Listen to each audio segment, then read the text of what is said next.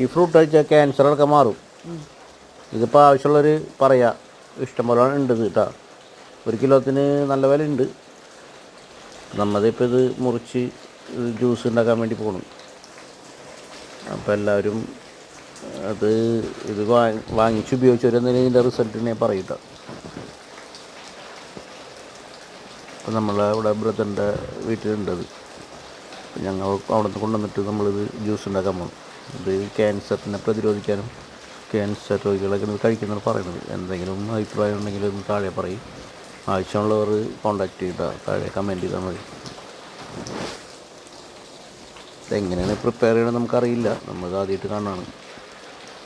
ഇതുവരെ ഇവിടെ കുറേ ഉണ്ട് ഇവരെ കയ്യിൽ. ഇപ്പോൾ